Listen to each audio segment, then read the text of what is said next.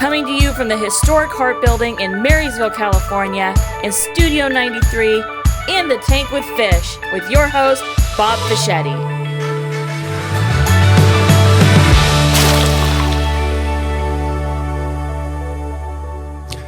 Well, I always say welcome to another episode, and I have zero comprehension of what episode it is. So I asked Kurt, have we passed 20 of these yet? You know, it's like, a long time ago. And so apparently, you know, but my new co-host is not new anymore. No. But she's not old. We do not refer to her as old. No, just established. Just not new. No longer brand new. Yeah, so Yes. Andrea. Yeah. So what's your week been like? Oh my goodness. It's been really busy. There's a lot I feel like going on right now with the kids still kind of transitioning into new classes for the fall and figuring out who needs to be where when and making changes. It's like a nice thing about homeschool is we can start something and then within the first couple weeks say this one's not working or that doesn't work for that one. Let's make a change here. And so we're still kind of getting into that groove. So you were talking about homeschool, right? Because you do that. Yes. And then you and Eric are both instructors, right? Mm-hmm. And so today we get to interview some people that are here locally that have a Christian school that hardly anybody's heard of. Right. I had not heard of it. No. And so Stace was out there talking to him and saying, "You realize nobody knows who you are?" And the guy says, "Well, I'm the new whatever. What do they call it? Well, we'll find out when he gets in here. But yes. But you know, that's his job to let people know we exist, right? Mm-hmm. And it's like I don't know about anybody else, but that would so be me. Let me just go do this. Right. It's like, oh, nobody knows you're doing it, right? Right. When we first went on the air with 93Q, we just took 30,000 songs, stuck them in the cart. Mm-hmm. We were supposed to go on air. Our license was like February 15th. So 1 month before, we shoved everything in the cart and flipped the switch. There you go. And it just was playing whatever. Nobody, all of a sudden, people are listening. We come on the radio, right? Right, You know? right. But- Well, you got to start somewhere. Yeah. And people will know who they are after today. Yeah. Right? We hope, right? Right? It's like, that's what we did. We will know them better for sure. Hopefully others will too. So I had to tell people. So we had a chance to have you and Eric. We had lunch together, right? Yes. Uh-huh. And it's like I have been around you, and I've been around Eric. That was, as far as I know, my first Eric and Andrea.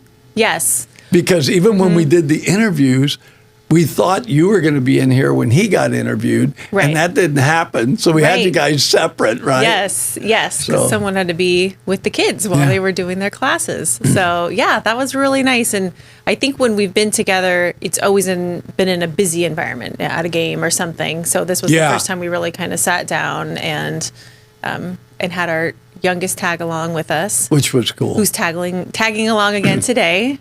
That's what I happens when showed you're the him youngest. the snack box. Oh, he will now always remember where the snack box and is. he told me how cool this place was. That is the way to that boy's heart is snacks. Yeah. Well, that's the only reason we were able to get Kurt. He wasn't willing to come on till we put a snack box in. Right? You gotta draw them in somehow. Yeah, he puts in his snack order. Stacy fills it. You gotta make sure they're good snacks. Yeah. I'm going to have to talk about the snack box. Uh-oh. Snack box Apparently, there's not updating. enough Cracker Jacks in there. Well, I'm sure he found things that we don't have at home, which makes it extra exciting. So I have to ask, because we talked about school, and you're busy this week, working with that, because both of you work both sides. Yeah. Teacher, student, right? You got the students, teacher, parent. Yes. And so I have to ask, I'm intrigued by, what's your family's summer like? Well, we didn't have a summer this summer because of baseball. Oh, that's okay. So normally, we do tend to school through the summer, so we will dial it down quite a bit, and they don't have all of the commitments like in person that they have during the school year. So there's less demand. It's more laid back, but we like to just continue the process of learning. We don't want them to ever think that you learn and then you stop. We want them to always be learning and always be growing and in that growth mindset. And so we use the summertime to either catch up on things that maybe we missed the previous year, need to revisit, or prepping for the next year. So like our oldest over this summer, we weren't sure he was going into high school. We weren't sure what level math he was going to land in. So we put him through a class that was like a summer class at a certain level to gauge if he would be ready to move up in the fall, and he was. And so we kind of use that as a time to prep and see what should come next, or where do we need to catch up. What do you guys like to travel? We love to travel. The boys got to be. I had 2 boys. You got 3. I do. Yes. Good luck. We love to travel, and that was one of our favorite parts about homeschooling for a long time, and working remote is just being able to bring them and go places in school, on the road.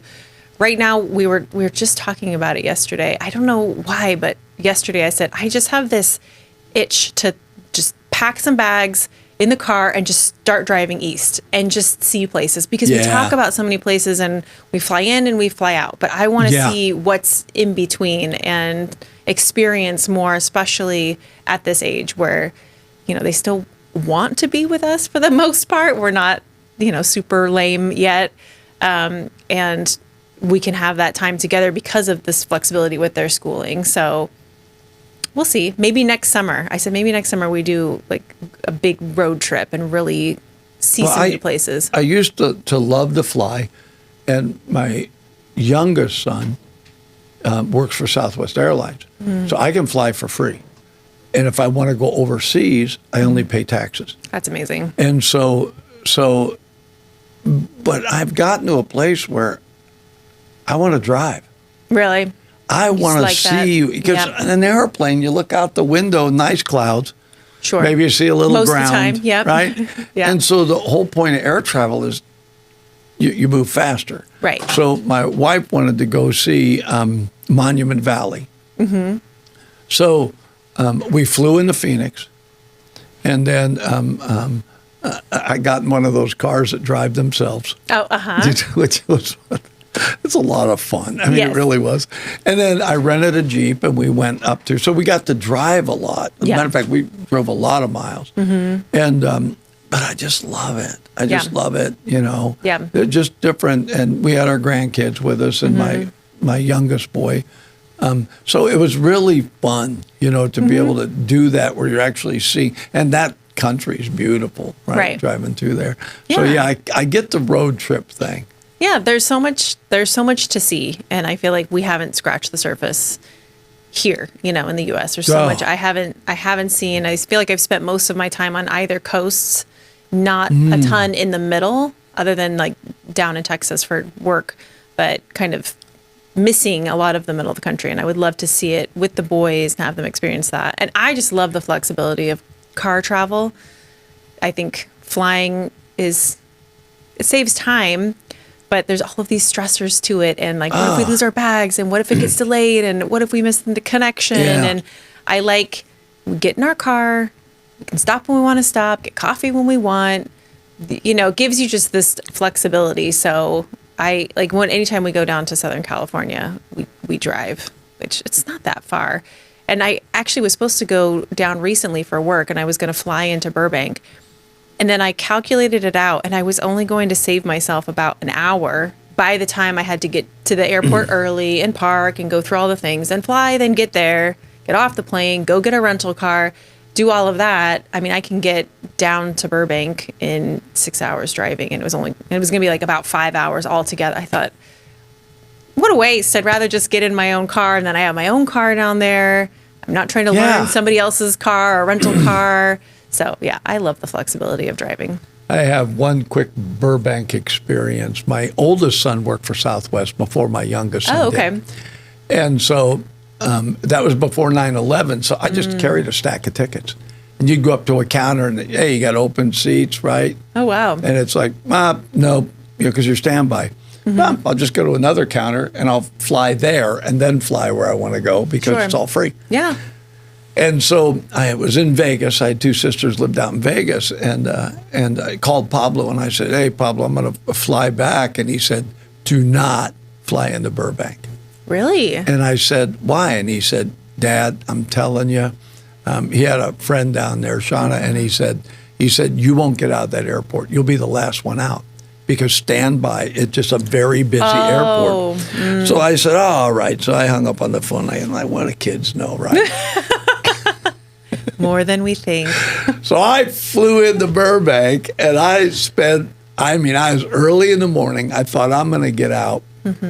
And it wasn't going to happen. It was not going to happen.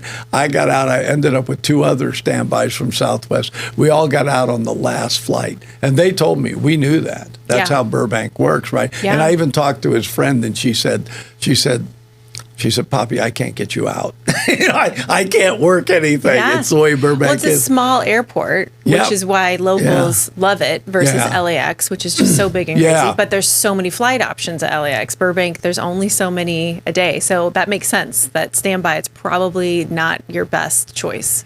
So I was standing getting some coffee. And there's a lot of people in there. And there was a gal standing there, and she had a couple of people with her. And this guy, I saw him in a distance. He came out. He was dressed like a dinosaur. Oh. It was like a dinosaur costume. Okay. Right? A nice one, you know. And I thought, sure. okay, what's that happen? And he starts walking right up to this girl, and she's like looking. He unzips the thing. He's in a tuxedo. He kneels down and asks her to marry. The guy showed up in a dinosaur costume. I was standing right there. I mean, I wasn't any farther from you, and I'm with my coffee, and I'm going, this is amazing. Well, right? if he was looking to create a scene, he definitely did. He did. He got it. He got it. And so, of course, she said yes. So. He's like, I'm not going to just be an everyday guy walking in here in a tux. I've got to step this up. Yeah. Throw everyone Oh, up. you know, he went through it. And I think that the gals that were with her, they were in on it. I think they knew. Yeah. Because she at first was like, who is this dude? Right? What's going on? That's amazing. And he was really, man, he had a tuxedo on. I mean, he looked right. Yeah. That's the right way to do it, you know? That's awesome. So, well, listen, we're going to be right back. We just kind of like take a few minutes and tell you to like, subscribe, share. There's 4. Comment. Tell us, we would like to know. Just put on the comments what you really think of Kurt. We'll be right back. 93Q Radio was an opportunity for what's called an LPFM to give the community a voice. The big part of what's happening here is it's us. It's the community of us. The work that Mr. Fischetti has done with us to promote public education has been absolutely groundbreaking. They have the pulse of our community, from the nonprofits to the local governments. If you want to find out what's happening in our community, get on board with 93Q. And 93Q does so much to help our community, helps us promote our local events, as well as local businesses, and tell our story about what we do here in Yuba Sutter. The folks that work here, they're part of our community, so they understand our needs, and that's important. Local radio is so important during times of emergency. They're there. We lean on them to provide information to our public. My wife and I are glad to support 93Q. We're going to do it on a monthly basis, but I really recommend that if you want to make your community better, this is a great place to take a first step right here. So if you can, reach deep into your pocket and give to 93Q. 93Q is a great partner for law enforcement, and they're a great partner for the Yuba Sutter area. We're really asking people if you can give $10, $15, $20 a month, and then that enables us to continue to put small business spots on the air, nonprofits, organizations that they're using every dollar they got just to operate, and they don't have extra money to spend on really promoting their cause. And that is why community radio, to me, I'm grateful to be part of it, and that's why it's important. All right, we're back, and our guest today, this is going to be interesting because this is a local school, and we had a conversation with them prior to coming in the studio, and not too many people know. So this is like a secret school. your children have to have a very high clearance to go here. It's Conquerors Christian School. It's out on North Beale Road. And we're going to get a chance to talk a little bit about, I always ask people, what do you do that's different? But at the same time, how long have you been there? We're going to find out a little bit about Frank South. He's not going to go south. That's his name, actually. Frank South, he's the advancement director? Yes, sir. Well, I want to advance. Can you direct that? It's like, come on, who doesn't want to advance, right? And then Rachel Moberly, who is the admin assistant. Yes, sir. Nothing works if you don't have an admin assistant. I know. That's nothing. accurate. You know, Absolutely. nothing works. Yes. Without you, the wheels stop turning. You know that. Yes. I don't want your head to get bigger. We have to get a wheelbarrow to get you out of here. But No, it does make vacations difficult, though. Yeah, exactly. So anyway, Frank and Rachel, I just let's get to know a little bit about you. Frank, where were you born? Where'd you grow up? So I was born in Santa Rosa. I was a military brat. We moved every 2 years as a child. And in 1981, we landed here. So you were Air Force? I was Air Force, yeah. So my dad was stationed out at Beale and went to Wheatland High. And I told my parents that I wanted to finish high school here in one place. And yeah. And they had basically told me my junior year, they came to me like, we're moving. And I'm like, where are we moving to? They go, Francis E. Warren in Wyoming. And I said, I told you that I'm willing to go anywhere except there. Oh. And so 3 months later, they left and I stayed. And I've had quite the experience here. I've been actually at Bible Baptist Church since 1981. I graduated from Wheatland High in 1985. Wow. So I've been in the local area forever. And I know pretty much everybody. Wow. You're real local. That's a serious local. Yes. Yeah, I might as well have been born and bred here. So a lot of connections, a lot of family and friends, and yeah. That's really good. I was in the military. Okay. And thank you. Several times, 3 times to be exact. Three thank yous then. My last assignment was with the State Guard. I was executive officer at the 195th out of Beale.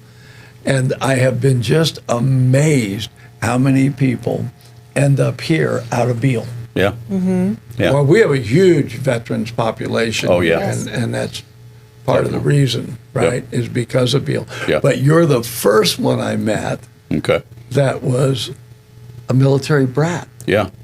Which I say affectionately. Yeah. I mean, it's just the term. It's like my son, being a pastor, my son is like, you're a PK. Yeah. And it's like, kid, don't give me that title. Too late. I can't help it, right? You got stuck with it, And so, Rachel, are you from here? I am not. So I am a PK. Shock. Are you really? I am. I know exactly who you are now. Yes. Got me profiled. So I grew up in Washington State. Okay. And then my senior year of high school, my parents announced that they were moving, and I was nice enough to go with them. So we came down here to Marysville, and my dad is the pastor of Bible Baptist Church. So, wait a minute. So my dad is Kerry Brown. You've met him. Stop it. Yeah. Yep. Okay, so folks, I'm just going to tell you this. I've been a pastor for 30 years. I was an evangelist before that. I don't often plug churches. I just don't do that. But let me say this. I've met Kerry, and there is a difference between somebody that runs a church and somebody that shepherds a church. Amen. Yes. Okay? So just thought I'd throw that out there. It's a freebie for anybody that wants it. I don't even know where the church is. I've never been there. Yeah. I might have to go just to find out if what I said was accurate. Yeah. So And he is so authentic. he is, and that Honestly. was a thing. Yeah. Yeah. So how many kids are in the family? So there are 3 of us. I'm the middle. I'm the only girl. Got boys on both sides of me. Spoiled brat. Yes. The only girl. Yes. I loved it, though. Definitely. The princess. Yes, Yeah, I did exactly. get princess. Yes, Yeah. yep. And then I went away to college after being here for a year, and then I moved back, and I have been part of the school for the last 10 years. So, Wow. it's been incredible. So is the school and the church associated, or? So the school is a ministry of the church. Okay. But we didn't want everybody to assume that if you were not part of the church, then you were not welcome at the school, because it is a community outreach. It's something that is available for the community. It's So- really smart. Yes. It's really smart because, you know, the truth is things like that actually cause division between Absolutely. the churches, right? And it's like, oh, well, you know, I'm not Baptist. Well, what are you? Yeah. Well, I'm saved. Okay, let's go from there. Yes. And so for kids, you know, quite honestly, they don't, and you know this, they make the connection to the church because it's where they go, their Yes. parents go, whether it's the pastor or not. But the school is a whole different entity. Yep. The kids that are going to school are not necessarily going to church together, but they're there for a purpose. So yeah, I like that. That's very cool. Yeah. Yes, absolutely. See, I told you. Yeah. Just keep listening to me. I have great advice for you. Probably about 50% of our students don't attend church there. They attend church somewhere else locally. So probably 50% do come and 50% attend somewhere else. Are you familiar with Nuestro School? I am. Okay. Yeah. So 90% of the students that go to Nuestro don't live in that area Oh, wow. because it's rural, Okay. right? So their kids got interdistrict transfers. Yeah. Yeah. Okay. So basically, it's the same idea. It's like the school's a school. Pick a school. Which Yeah. school do you want to go to? So, Right. Yep. so I have to ask, why Conquerors? Who came up with that? Because think about it. That is, you know, you So- did that, didn't you? Yes, sir. So we are conquerors because in Romans it talks about how we are more than conquerors through Christ. Yeah. And that was how we wanted. That was the emblem and who we wanted our students to be. We want them to know that through Christ they can conquer anything.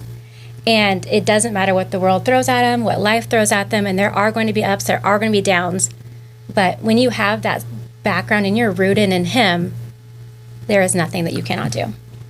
Does she sound like a pastor's kid to you? Yes. Yeah, she Little does, bit. doesn't she? Very well spoken though. That's Completely. I love that. I love it. What grades are your schools go through? Middle school through high school? We go all the way. So wow. our school itself is TK through 12. Okay. And then we do have the preschool as well that's fully licensed and on campus. And they start at 2 years old Oh wow. to 4. So, or technically, I guess, to 5. But yes. I'm going to ask what all parents would ask when they hit preschool. They got to be potty trained. So actually, they just added a new room this year, and it helps with potty training, and they help potty Because train them. parents want to know. We had Mother Goose Yeah. preschool for years, and it's very difficult because especially a lot of times now you got 2 working parents. Yes. It becomes more difficult. I hate to say this, gentlemen, but we're a little harder to potty train than women. Yeah. Girls, not women. Yes. Women usually are potty trained. Young Yeah. women. Yes. Young women. Boys Yes. are more difficult than girls, but especially like you said, when you have 2 working Yeah, parents, it's really when hard do to you try have and the that, time? I mean, I hit that last year with my 2-year-old. I mean, I had to try to plan potty training around Christmas break and summer break and spring break and whatever time it was going to work. It's very difficult, but that's the culture we live in now. So adding that second room, they're helping potty train them. They do the diapering, and everybody has been fingerprinted and background checked by DOJ. and Yeah, you got to do it. Yeah. Absolutely. Yep. Yeah. So you have the youngest that can go is 2. Yes, sir. So you're not doing like a preschool where you have infant care. No, sir. You don't have good, perfect, okay. So then 2 until they graduate, and so I do have to ask because I know when we did ACE, I know you said a different system, but they're actually able to go farther than their chronological age and grade. Is that possible? So with BJU Press, already the curriculum that we use is fairly advanced. So the students are testing 2 years ahead of Good, okay. on a national level. So with that, very rarely would we probably push, mostly because of the social aspect. There are a lot of times, especially in lower elementary, where children are coming into TK or kindergarten and they're already fully reading, Yeah. which is amazing. Huge. But Yeah. if we push them academically, then we end up pushing them socially, And oftentimes it ends up creating an emotional imbalance as they get a little bit older, and it makes it difficult with their peers because they are not on the same level. And the same thing if they come in, to first grade and they're not reading, all of our first graders are. So with that, again, I don't want to drop them back to kindergarten and hurt them socially. We're going to do what we can to get them up to speed as quickly as possible and help them stay where they should be so that they are with their peers. Do you see why she's the administrator? Because she knows all of it inside and out. Yeah, I'm sitting there thinking, I put my grandkids in there if they didn't live in Sacramento. What's a 40-minute drive? Okay. She also does sales. She's marketing. She's everything. No. So how did you get involved in this? Because you said you've been going to the church, but it's one thing to go to a church. And Frank, I called you Joe. I don't know why I was thinking Joe. But I know it's one thing to go to a church, and having been a pastor, not everybody gets involved. And and then sometimes when we think of ministry, the truth is in any church there's only so many ministerial positions. But I know when we had a school, it was a game changer, right? So when I came up here and became a pastor, they already had a school. Now they only had a preschool, and we advanced it and did the private school. But there is something to be said for recognizing why that's needed. And it goes beyond just what we would call simple education, right? In other words, reading, writing, arithmetic. It goes with, like what you said. It's like, I want them to know more. So since you had already been there, what moved you to say, well, I want to get involved? Well, so it's kind of been, there's been an evolution. It's kind of been my life in this whole situation. So 2016, I was managing an AutoZone, and I had medical issues. Who doesn't love AutoZone? Yeah. Sorry, I had to do that. I'm a hot rod guy. AutoZone. I was managing AutoZone. I got put on disability. And so I called Pastor, and I was like, I said, I've got 3 months off. I said, I am not a homebody. So from 8 o'clock to 5 o'clock, I'm your volunteer. What do you need? And I walked in there, and he goes, I was just praying this morning that God would send me a man that could help me. And so for 6 months, so they put me on a second disability. For 6 months, I did that. I volunteered for 6 months. I get to the end of the 6 months, and it's the day I'm supposed to go back to work at AutoZone. He calls me into his office. He says, he says, I love having you around here. And he pushes me a packet, and he says, I know this isn't what you're making. He says, but I would really appreciate it if you consider coming on staff. And so he says, will that work? I says, it doesn't matter. It'll work. And from that point, so that was 10 years ago. That was 2016.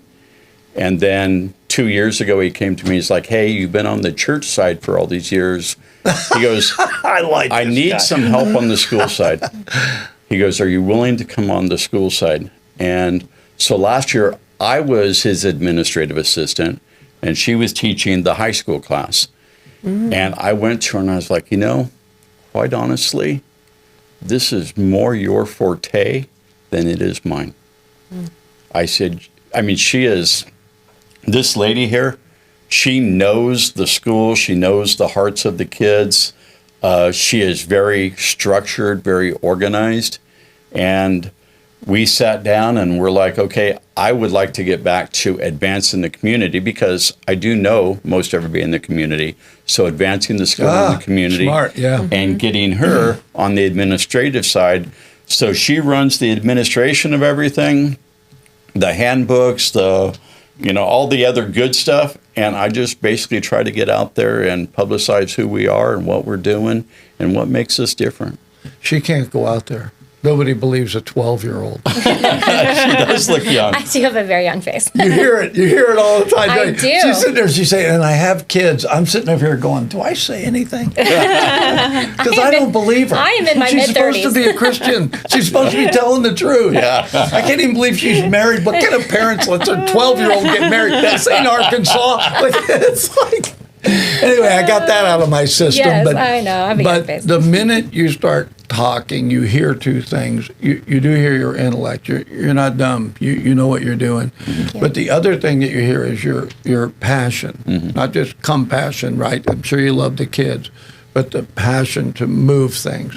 And administratively, sometimes we just think, I want them to have administrative abilities, right? But it goes beyond that. If you don't get the vision, and you guys know that in church, it's like without a vision, the people perish. If you have a vision, write the vision, make it plain so that they that run can run, and all those elements are in there. And so, even though I made fun of the fact that you look 12, right? You definitely have those things going on. And I don't think it was an accident that you being able to step into that at the time that you did. And I can say that as having been a pastor, having the right person fill a role is huge, huge. So. Wow. So how long were you teaching before you moved into this? So I've actually done both off and on. So I have, the beginning of this, when we started the school, I was teaching and doing the administrative work. Oh. So long days. So I did that for, oh, good heavens, probably the first 5-6 years of the school. I did both. And then just as I had babies and home life changed and things like that. Wait. Babies? I have 3. I have a second grader. I have a 7-year-old. We can leave. Let these two talk. They got a lot to relate to them. Really? Yes. Yep. So as that has shifted, depending on if I had a very little one at home, I would come part-time. I would help on the administrative side so nothing was getting dropped. But that being said, my heart is of a teacher. I love to be in the classroom. That makes my day every day to walk in there with those kids. I love it. So when I am able to, I like to sneak into a classroom for a year or two, get back in there, scratch that itch. But that being said, that is not his forte. His definitely is the advancement side. So it was going to work better for me to be back on admin this year. And that's fine. It's a need. I will fill it. Well, you're good at it, obviously. Thank you. Did you always want to be a teacher, or did this just did. kind of come organically with the development of the school? No, I've always wanted to be a teacher. I loved school growing up. I know I'm a nerd. But I got to go learn things every day and hang out with my friends. I mean, it was a win-win for me. We lived very far away. We lived at the base of Mount Rainier. So there were no neighbor kids to play with. I didn't see people unless I was going to be at the school or at church. So for me, it was basically a play day every day was with my friends at school. And as I grew up, there were a couple teachers that just made such a difference when they made history come alive. It made such a difference for me when it wasn't memorizing dates and events anymore. It wasn't about the years. It was about who they were and what their dreams were and what they accomplished and the struggles that they personally were dealing with during these times. And it made such an impact on me. I thought learning doesn't have to be boring, even if you don't like the subject. It can be so exciting. So then that became a personal challenge. I wanted to be that teacher. Yeah, amen. So that is what my degree is in education. Okay. So it's definitely what I love. That's so great when you already know that you want to do something, and then your family and the life circumstances all create this opportunity where you're doing what you love and a part of what your family is doing and what the community needs. Because I feel like there is that sometimes where there's your family's business or what you need to do to support your family or shoes that you feel obligated to step into, but it might not align with what you feel called to do or your gifts even. And so that's awesome that it's all come together for you. And you can tell that you're in your environment because you can see, like you said, like the passion and your, It's her zone. It's definitely her zone. I do love it. I love the school. I love being with the kids and making every day exciting and looking for those little teachable moments that have nothing to do with the curriculum. They just come up organically, and we have so much fun with it. We had a teacher at Mother Goose Preschool that she was a mom and a good mom. She got it. And we threw her in the first grade. I mean, I'm amazed we're still friends. But we threw her in the first grade, and she got it. She loved kids. She got it. And then my son was the administrator of the school, and he moved, and so we threw her into that position, and she absolutely just flourished. But the real key to it was you couldn't keep her out of the classrooms. Yeah. So that teacher side, right? And so that's Stacy, who you guys met. Yes. Okay. So she ran Mother Goose Preschool, Okay. and then ran Basics Beyond Private Ed. Okay. She's really brilliant. So her Yeah. administrative skills are there, but she loves the classroom. So when you were talking about that made me think that's how Stace was. Yeah. Oh, yeah. It's about the kids, and I'm Yes. really, it's really perfect that you get both. Do you know what I mean? Yeah. And that you could see that, right? Yeah. So it's easy for you to support that. Yeah. Oh, definitely. You know what I mean? Yep. It's like when you can see that, it's like, oh, this is a win-win-win. Yeah. You know? Oh, absolutely. Yeah, I have the utmost respect for her. She is a one-of-a-kind leader, whether it's in the classroom or whether it's throughout the school. She really has the goods. And I told her this morning, I said, I want you to know I respect you. And when I came to her and said, hey, this is more your bag than my bag, it was because I've seen, these tangible, just characteristics in her that she just exudes every single day of the week. And you can't. Well, at least you didn't tell her I'm coach going to that. bail on you. Yeah. I'm going to take you in, then I'm going to leave because Yeah. I'm good. I'm out there doing outreach. So Yeah. it's like, Yeah. yeah. I think it's important that people know the people, right? So Conquerors Christian School, right, is a name. And I appreciate you saying, but see, to some people, they haven't even heard the name. Right. So having you guys in, that's why I wanted people to, for me, it's always, look, these are the people that are doing this, and this is why they're doing it. And I just think that's critical, that people understand, look, anybody can start a school. Yeah. You're getting that private school license, you sign once a year. I mean, Yeah. it's like blah, blah, blah.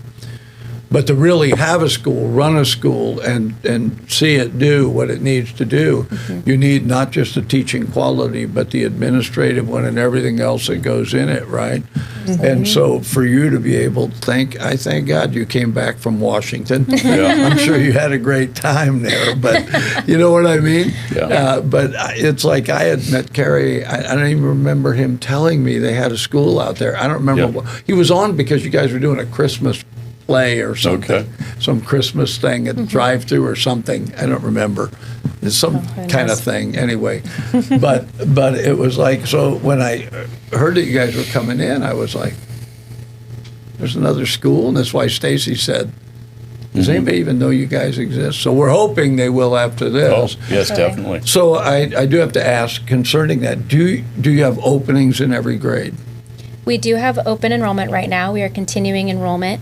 But that being said, our focus is small classroom sizes.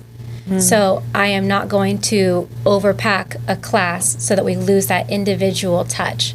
That is an issue in the public school system. They are so overcrowded, and it's so hard for the teachers to be able to personally interact with 38 kids. Yeah. I mean, it's just impossible for one person.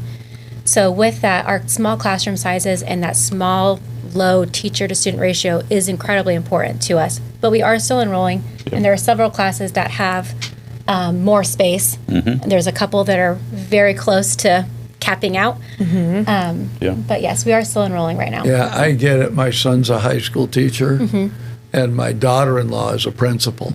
Wow. Okay. She's on the Marysville side. She's at Cordova. Okay. Okay. Oh, yes. And Browns Valley. She Yes. does Yeah. the two of them. And an ideal classroom size for them is 1. No. And I've talked to so many teachers. They're like, if I could just have 1, right? Yeah. Which is Yeah. not feasible and really not practical. No. But I do agree with you. The small size is important. I teach classes for discipleship for churches, and I will not take more than 15 or 16 in a class because you can't build relationship and get the principles across that Paul taught Timothy. All that it has to be a smaller group, knees on the ground, nose in the book. Right, this is how it works. And when you go to church, sometimes it's very difficult because there's so many people in there. And it says when you come together, everybody's got something. Could you imagine a classroom of 38 kids? Everybody's got something. We're going to hear from all 38 this morning. Now transfer that to a church of even 100 people. Right. It will not work. And so I respect when teachers say, I'd like a smaller class. Absolutely. That way, when a child does need attention, it's there. Right? And she's not overloaded. So. So I appreciate that. Too bad I don't have little kids. I do. You have little kids. Mine aren't as little as yours, but we homeschool, which is what we were talking about. But we've had an interesting, like I went to private Christian school through 5th grade, then switched to public school. So I kind of experienced both. And now our kids have just always homeschooled from the beginning.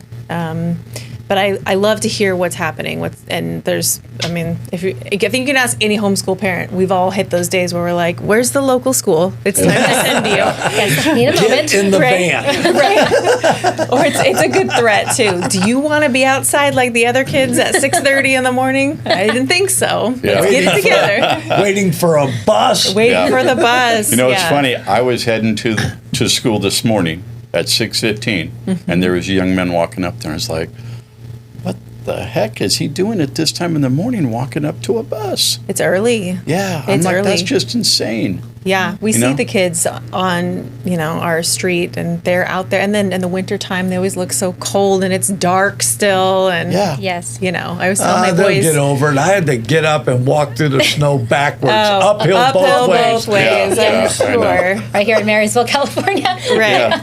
Yeah. We hill country here. We have all the snow. All the snow. So your mention of the fact that you went to Christian school and then you went to public afterwards, that's a story in itself because we do see that. Really? But I'll be honest with you, what we usually see is not well because in most situations people think, okay, my kid's got it now. They've taught him structure. They've taught him foundational principles. They've taught him critical thinking. But they get into the public school, and it's kind of like throwing them into the lion's den. It is, yes. And maybe you could speak a little bit of your experience there. Yeah, it was very intimidating and very eye-opening to experience things I had definitely never experienced before and see things and hear about things. It was a lot, and definitely academic rigor was much different. That was because we were very similar, farther ahead than the public school equivalent of that grade. So it was trying to adjust to expectation was very different. Trying to adjust to those large classroom sizes because I don't think my classes were larger than maybe 20, 25. And this was much bigger. And, then you see different kids in the next class because you're changing classes. And I was like, wait, I just started to make a friend and now I don't know them anymore and they're gone. And so the only reason why I switched was because at the time, I know we've talked about this, the school that I went to didn't have hardly any extracurricular. And I was in performing arts and really wanted to do more of that. And so in order to get that, I had to go to a public school.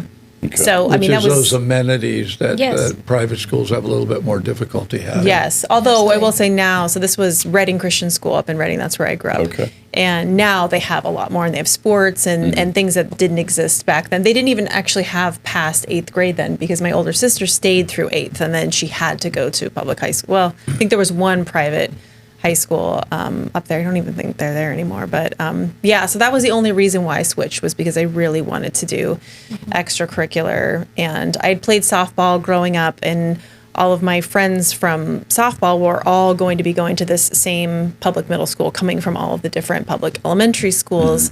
And so I wanted to play softball with them and then do performing arts. And so it was like, and my parents knew that. They knew that I needed more and wanted more. And I think it's great to see now, I do see it a lot, it's more of the private schools investing more in performing arts and sports because kids yearn for that. Yeah. And they Absolutely. see it and they want that. And I mean, I even see that in my own kids. And so you probably know this, in California, they can't participate in local school sports. Like they couldn't go down to our neighborhood middle school and play sports for their team. That's not allowed here. It is in a lot of other states. There's states that pass the Tim Tebow bill where they can participate as homeschoolers in local So activities. crazy to me It is. because we're taxpayers.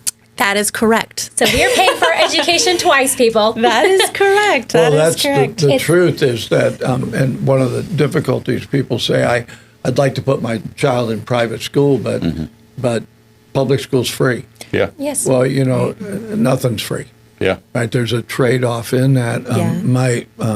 I told you guys off air that my boys went to an ACE school. Well, then when the school closed, I had to put them in public school. We were in Elk Grove, which had a fantastic school system. So my oldest boy went into 7th grade. And so I get a call from the teacher that he's being disruptive. So I go down to the school and I sit down. I'll never forget her, Mrs. Bro. She was just a really nice gal. And she said, Mr. Fischetti, your son won't stop talking. And I said, he gets that from his mother. We're all sitting here wondering where that could have come from. Patty's going to watch this and go. Right. But he'd be done. She said, the reason is he is at 9th grade level, and this is 7th grade. Yeah. So he is done. He has done everything we're going to do this year and next year. He's already there. Yeah. Right. And so I said, well, then put him in 9th grade. And she said, we can't do that. Yeah. Right. We don't do that. And so it was very frustrating for us, you know, with our two boys because they had gone there, but there wasn't a school there that we could do. And so, and they got through it. They did well. They both, you know, graduated and, you know, went on. But I look back at that and I think that problem is the when I moved here, California was #1 in education. Buddy, I don't even know if they're up in the 20s at this point. No, we're 43rd. It's what? 43rd. Yeah, and so somewhere along the line, how come somebody didn't say, "Hey, we've dropped to number 10. Let's get on it." Yeah. So that what they did was they threw money at it, and they thought if we throw enough money, it'll work, and it didn't. Yeah. And it just kept going down and going down and going down. And I was on talk radio, and I had a chance to interview the new chancellor at Yuba College. This has been years ago, not the gal that's out there now. Okay. And so we're doing the interview, and I said, you know, you're talking about how great everything is. Is there anything that isn't great that you would like to see worked on? He said, I am getting students out of high school with an 8th grade math and reading level. Yeah. So we have to tell them, you have to take bonehead English. And then the parents are like, why is my kid in bonehead English? That's not the college's fault. That's right. Right? They don't have it to get there. Yeah. And so I remember hearing that and going, well, can we do anything about that?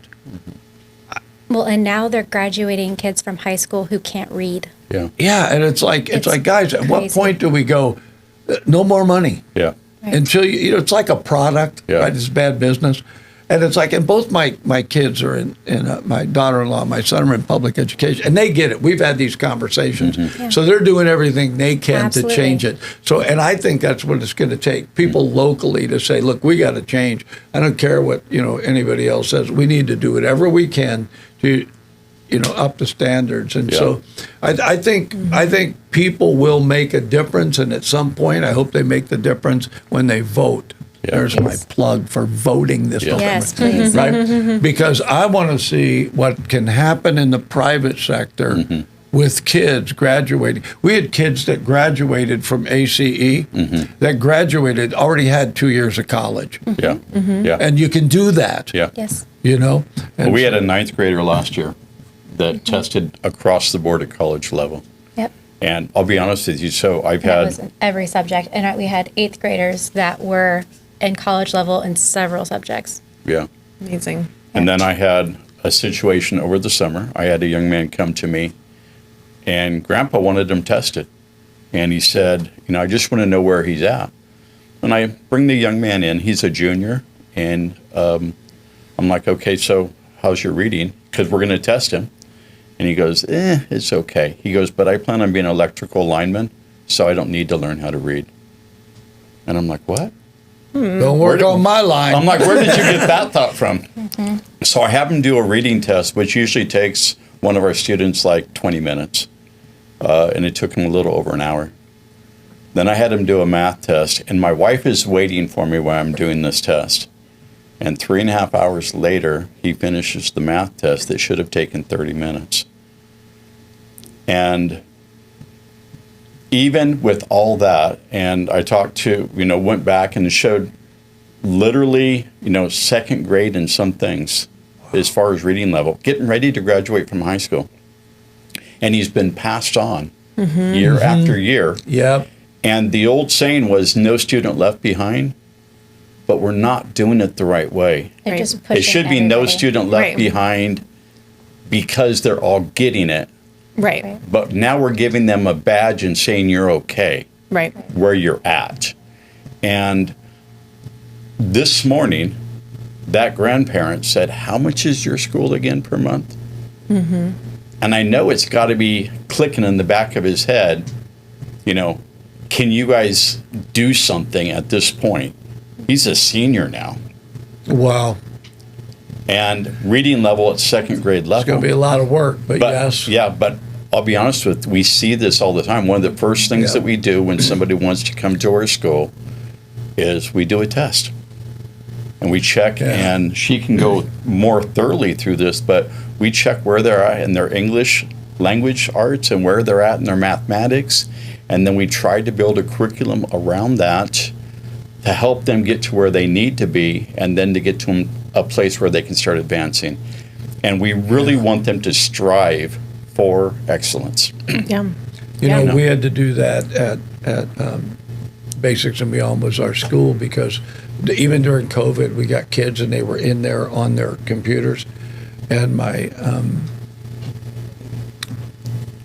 administrative gal came in, and it was a little girl. She couldn't do her assignment, so she thought, okay, maybe I'll help her. She's taught the girl couldn't read. She's in third grade, can't read. Yeah. The teacher's on the other end yelling at her. Yeah. And so Stacy got a hold of the people and said, hey, you can yell at her all you want. She can't read. Yeah. So the teacher kept saying, just read the assignment, just read the assignment. And it's like, you would think you'd know that. That's one of your students, right? Yes, But you that's should the know. kind of holes that are in the system. So, do I believe the system can be fixed? Yeah, sure I do. But in the meantime, the alternatives are actually better. Yeah. Yes. Right. Yeah. You know what I mean? Oh, yeah. It's like you're right. You say, but we're taxpayers. I have been an advocate for years of I think it was Arizona that said, like I'm 75, and I get to decide where my school tax money goes. Yeah. Think about that. So it'd be like, it's not about me having kids.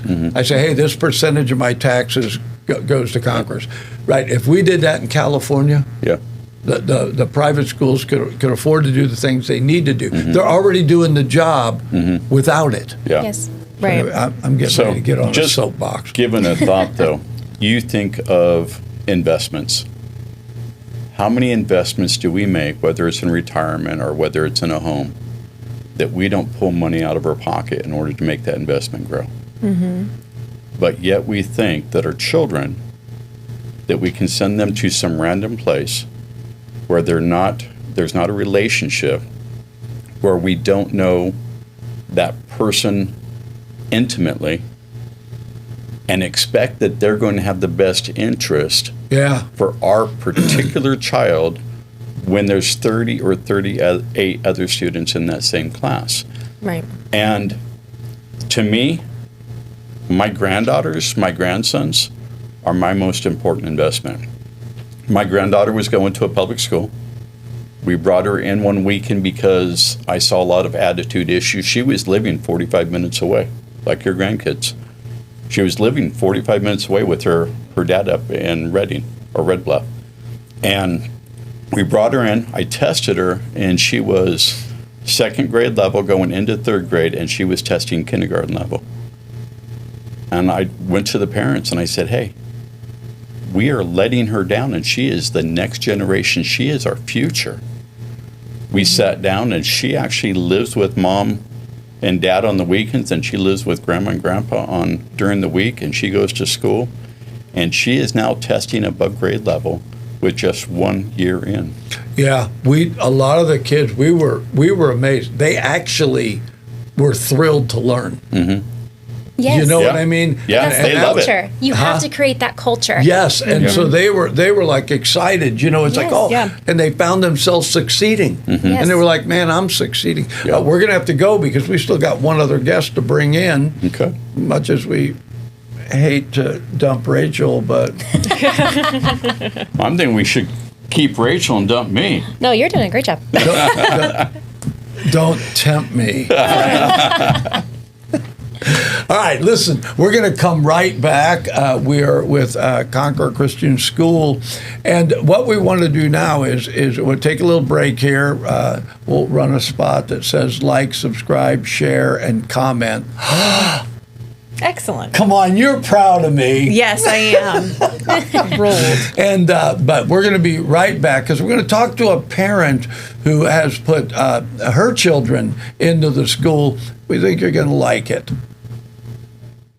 93Q Radio was an opportunity for what's called an LPFM to give the community a voice. The big part of what's happening here is it's us. It's the community of us. The work that Mr. Fischetti has done with us to promote public education has been absolutely groundbreaking.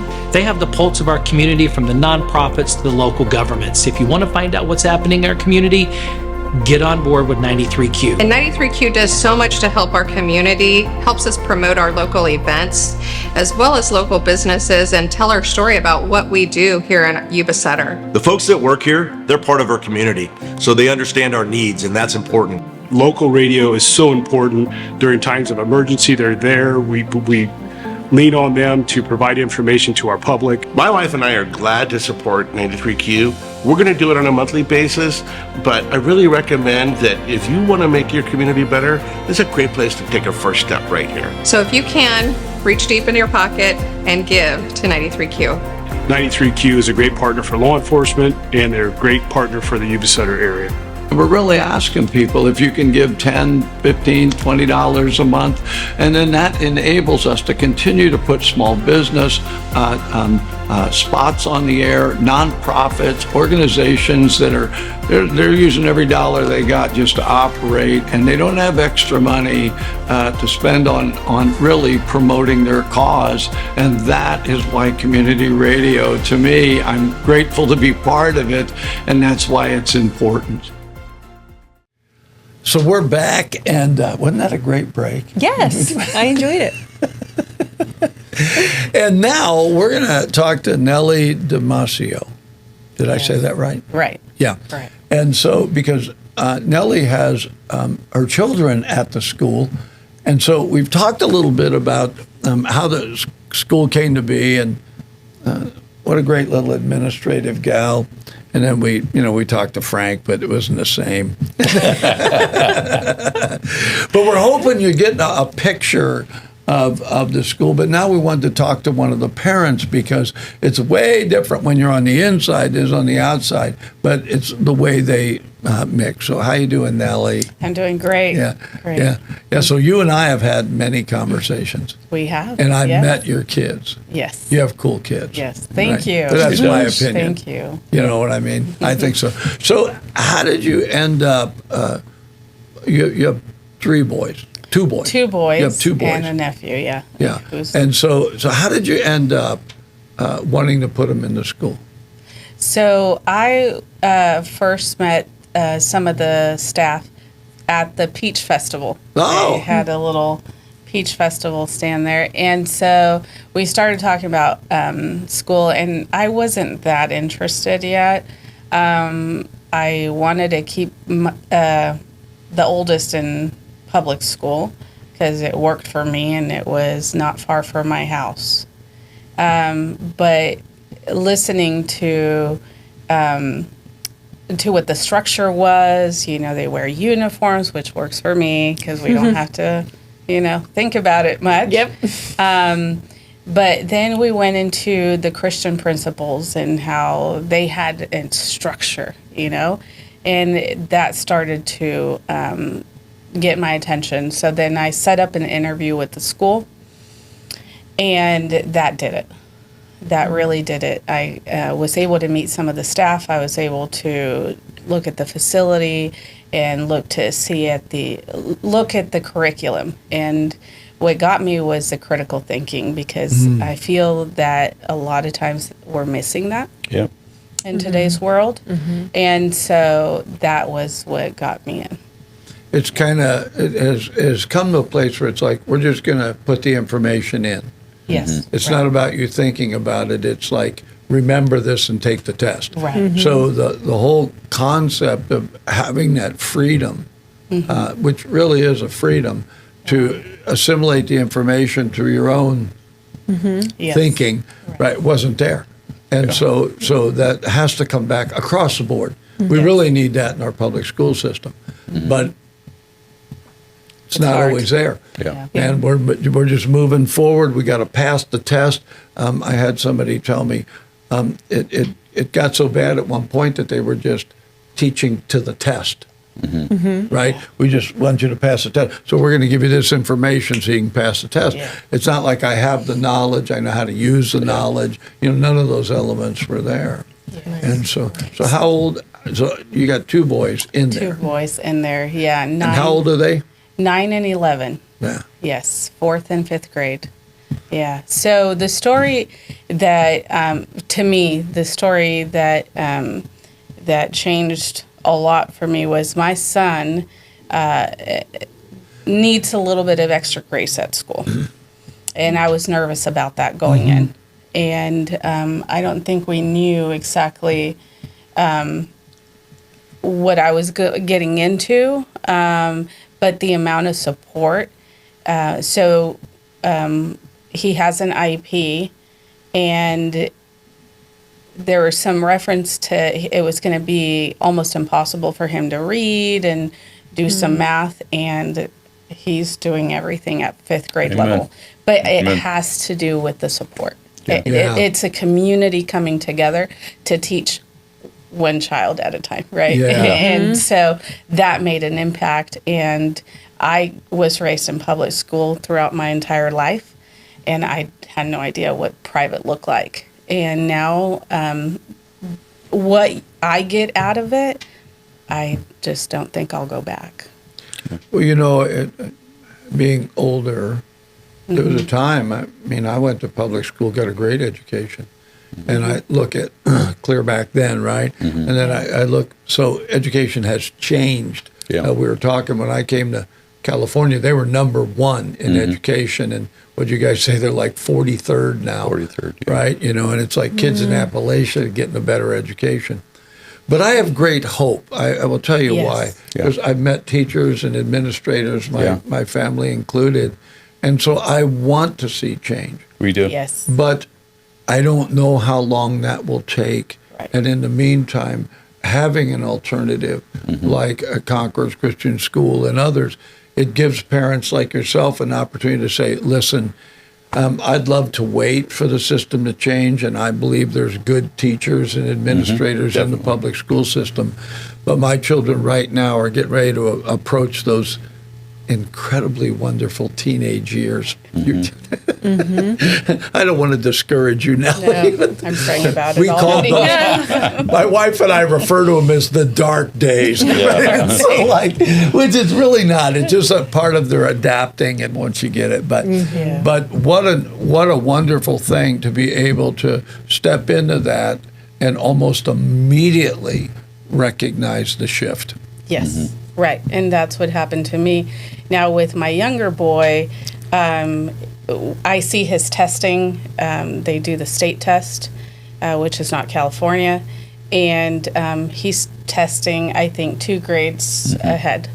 Yeah, wow. So he's at a 6th grade level. That's awesome. And you can see it. You can see the reflection of the knowledge and the skills. He plays baseball, and you can see it there. you can see he acknowledges his the older people, the coaches, and he's respectful about it. And I'm not having to struggle as much as other little kids that I see that are struggling. Yeah. And so it's not just the higher education, but it's a structure. It's a character building.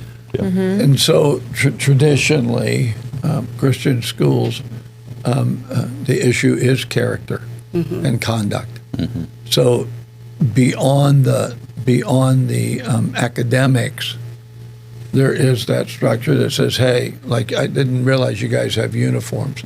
My boys had uniforms. So isn't that, well, you don't have a new pair of Jordans, right? None of that element is there, which distracts, because kids are kids. Yeah. Kids are kids, man. You got something, another kid, and they'll always be looking for ways. But the more that you can cause them to recognize the places where they can connect and how they should treat each other, then it's not a distraction to the academics.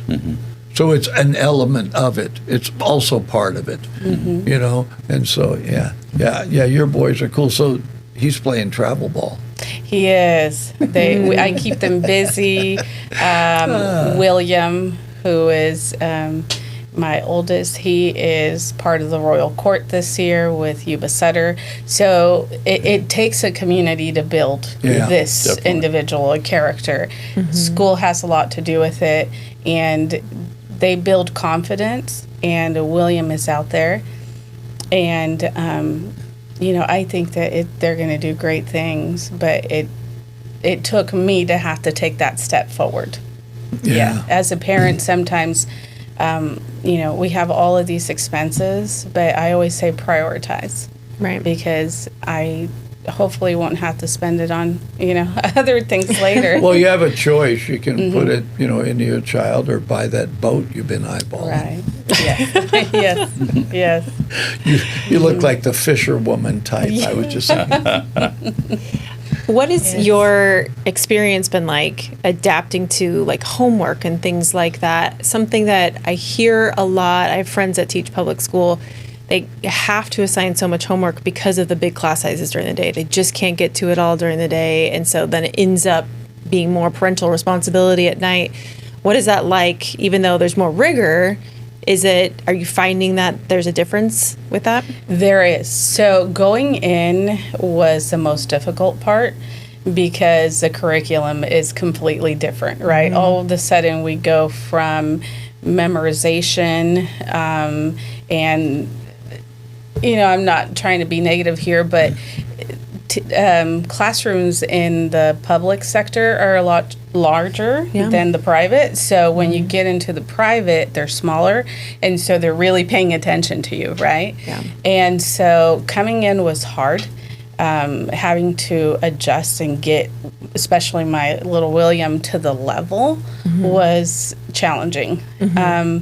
But now that we have a momentum, he doesn't always bring homework home. And the teacher, bless his heart, the teacher is very attentive of the children who need a little more work and the ones that, he can kind of just let go a little bit more. William is the one that needs a little bit more attention. David, he started from kinder, so there wasn't much adjustment there. With William, it was. So it is challenging going in, but again, the support and the advancement that he's had, very much worth it. So homework is not an issue because he maybe brings homework once or twice a week. Yeah. And if I don't know how to do it, I know I can always go to the teacher and he'll help me through it. I love that. And I think that that's what gives you some of that quality family time too. Yes. Yeah. When kids come home with so much homework, it really hurts that time because then it's, we started questioning our kids. Where's your homework? Yeah. I don't have any, Dad. We finish it at school. And I go, yeah. Come on, your old man's smarter than that. Right? It's like, no, Dad, we really don't. And it's like, you got to. So I had to go put the school in and, hey, do they have homework? No, they finished their homework Yes. here. They finish the block of study here. So they'd have an occasional thing like Sure. a project or whatever. But yeah, that was a shocker to me. Yeah. It was like no homework. That was new to me, that they said family time is important. And I had never heard that coming from school, Right. And so when it related to homework. And so that was just like, really, you guys want me to spend time with my son when he gets home? Quality time, not Yes, arguing over homework. Yeah, come on. Right. No dinner. I don't remember this. How am I supposed to teach you? Yeah. So I've been so blessed by the school. I'm so glad it's in Yuba County, which I've been, yay for Yuba County. I'm a Yuba County girl. So this is, it has overall been a great experience. And I hope that we can grow from it, and I hope to be able to encourage other parents to consider. So just real quick, it's out on Beale. It's on North Beale Road. North Beale Road. We're 1 mile past Yuba College. Left-hand side. Yeah. You'll see 4 school buses Yes, outside the school. Okay, now I know exactly where it's at. Okay. Yeah, I know that. Yeah. Been there for 54 years. So, Wow. been there a minute. I haven't been by there 54 times. Okay, we'll have to invite you out. Yep. Wow. That's awesome. And what do you have happening as far as, I know you are Director of Advancement. From my experience, that's events and outreach. And do you have anything coming up? So we've got so much coming up. I mean, lots of big things. So probably, one of the things that we're doing is a lot of little fundraisers for the kids this year and trying to keep them family oriented. And so once a month, we're going out to a restaurant in the local area. So for instance, this Thursday, we're at Chipotle telling everybody it's for Conquerors Christian School. And then they'll actually kick back 25% of the check to the school. Wow. That's so awesome. doing things like that. We are also doing a Christmas marketplace on December 6th. And people come in and just get people in the Hollywood, or not, excuse me, the holiday mood, not the Hollywood, the holiday mood. She was just talking about this last night. And then, so we do have a lot of different events. We have a trunk or treat coming up that Conquerors is sponsoring. So we usually have about 40 cars come out and they decorate their trunk with some different theme and just let the community come out and get to know the school and get to know what we're about and how we do community. And then we provide other resources for the community there as well. And a golf tournament. Yeah, May 11th of 2026, we're going to have a golf tournament in support of the school. And we're putting together all the details on it. But she just took over last night. She is the chair of our PTO as of last night. Yeah. Congratulations. Wow. Yes, I know. One more thing. Yeah. She doesn't have enough on her plate. Right? Yeah. Sometimes I feel like Led Zeppelin. I've been dazed and confused for so long. It's like, because you get so much going on that you have to compartmentalize it. Like, okay, I'm doing this. I'm here now. Which, generally speaking, women are much better at than men. We don't transition as quickly. Women will be like, you go from one thing to the next. You're like, hey, you left me behind. But we still get burnt out. Yes. True. Right? True. We're just better at, That is not gender-based. Burnout hits everybody. Burnout is real. It's real. But congratulations. That's really exciting. I'm excited. I'm excited to be able to get out there in the community and promote Christian education, character building, and critical thinking. That's what it's all about. Yeah. Well, we want to thank our guests for coming on. I don't know who got more educated from this, right? But we really hope that there's an opportunity for people to see there is an alternative. And they didn't hide the fact that there's a cost to doing it. You may have to make sacrifices to do it. But the end result is that for children, and I am not anti-education by any stretch of the imagination, but there comes this place where you say, is my child performing at the level they should? And if not, then I at least owe finding out where they're at and then looking for something different, right? Something that works.